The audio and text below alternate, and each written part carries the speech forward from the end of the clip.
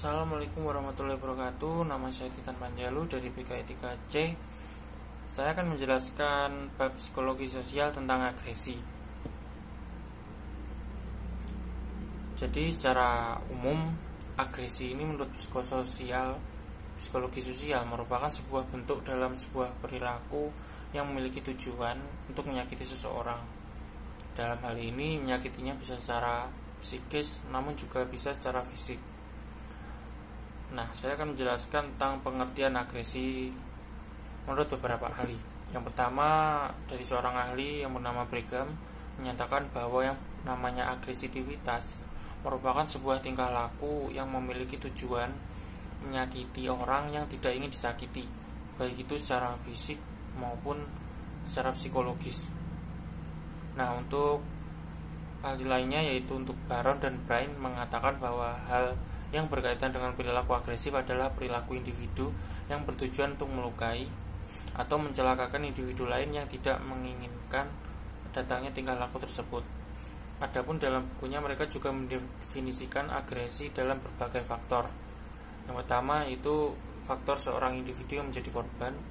Yang kedua, tujuan dari melukai dan mencelakakan, termasuk juga dengan membunuh. Dan yang ketiga, faktor tingkah laku individu. Dan yang keempat, ketidakinginan korban untuk menerima perilaku pelaku. Yang kemudian saya akan menjelaskan tentang konsep dari agresi. Yang pertama, konsep teori insting. Nah, teori ini sebuah teori yang sangat klasik, tapi juga memiliki keterkaitan dengan manusia secara genetik. Kita sebagai pelaku agresi juga memiliki kesadaran dalam melakukan hal tersebut. Misalkan dalam tokoh psikoanalisis yang mengemukakan adanya perilaku agresi yang bisa kita gambarkan dalam sebuah bentuk ekspresi yang cukup kuat dan juga adanya gambaran yang baik mengenai ekspresi. Contohnya, ketika seorang melakukan sebuah tindakan agresi, secara tidak langsung dia juga mengeluarkan energi yang dinamakan destruktif, di mana dalam pengeluarannya sendiri bisa lebih menyeimbangkan mental yang ada dalam dirinya. Nah, untuk konsep yang kedua adalah agresi pada sebuah peristiwa kelam. Dalam berbagai hipotesis yang sudah dijelaskan, ada juga yang berpendapat bahwa yang namanya agresi itu bisa dikaitkan dengan adanya sebuah dorongan dalam rangka mengakhiri situasi ataupun frustasi pada diri seseorang.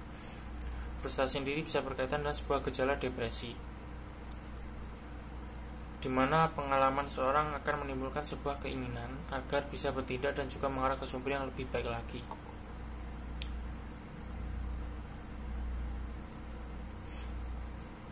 Namun dalam hal ini juga bisa menyebabkan berbagai pilihan rasa frustasi yang memungkinkan seseorang untuk bisa menimbulkan sebuah perilaku agresi yang berkaitan dengan rasa takut seseorang tersebut. Nah, untuk yang konsep yang ketiga adalah agresi merupakan perilaku sosial yang perlu dipelajari. Dalam teori penjelasan sosial yang berkaitan dengan agresi menurut psikologi sosial, yang namanya perilaku agresi ini sangat perlu kita pelajari lebih lanjut. Contohnya seperti kita sedang mempelajari hal sosial, di mana hal tersebutlah yang merupakan sebuah proses yang perlu dilakukan sebagai sebuah mekanisme agar bisa dilakukan pengamatan dalam dunia sosial.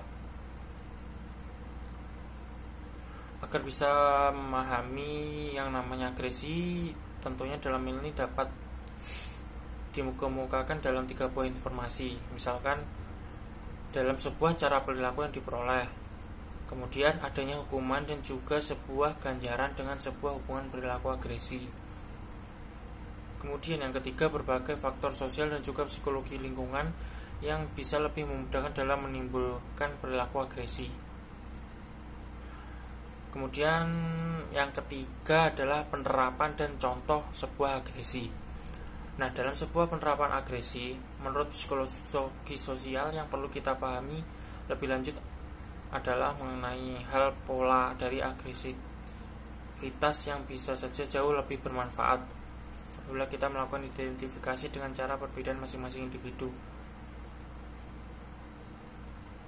Misalnya dalam jenis-jenis agresivitas dan hal melakukan berbagai preferensi yang bisa dikembangkan dalam sebuah ekspresi. Yang pertama, pembentukan agresi. Dalam penerapan terdapat dua bentuk, yaitu fisik dan juga verbal. Dalam agresi ini mencerminkan adanya sebuah perbedaan yang cukup nyata.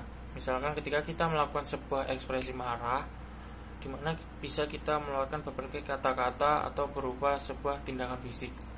Sehingga dalam hal ini perlu kita perhatikan untuk mengetahui bahwa dari ekspresi yang satu ini biasa didapatkan dan juga digunakan dalam waktu tertentu saja. Contohnya ketika kita tengah marah, yang biasanya menggunakan sebuah ekspresi verbal. Yang kedua, pelampiasan agresi.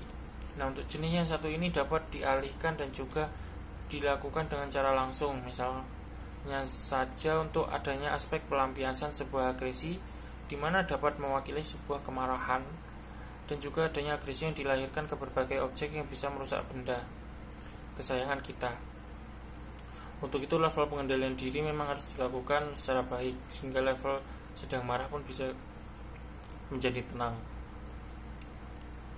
Yang ketiga, level pengendalian diri. Untuk jenis atau aspek yang satu ini lebih mencerminkan mengenai segala sesuatu yang berkaitan dengan pengendalian diri ketika kita sedang dalam keadaan marah. Setiap individu juga bisa dilihat dari adanya berbagai perbedaan ketika mengekspresikan sebuah kemarahannya. Misalkan dengan cara atau laku yang berteriak-teriak kemudian melemparkan barang. Namun ada juga beberapa yang memilih ekspresi jauh lebih tenang.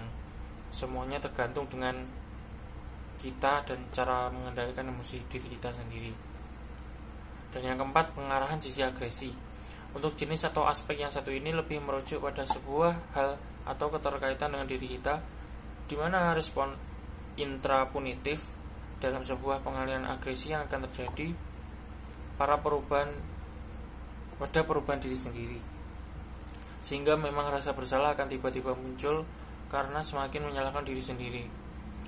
Nah, biasanya ada juga rasa malu dan rasa bersalah dalam bentuk sifat intrapunitif. Sifat yang satu ini juga bisa memiliki keterkaitan antara berbagai keluhan penyakit, misalnya penyakit MAH dan juga penyakit asma. Demikian penjelasan tentang bab agresi dari saya beserta beberapa contoh-contohnya. Apabila ada kurang lebihnya, saya mohon maaf. Terima kasih. Wassalamualaikum warahmatullahi wabarakatuh.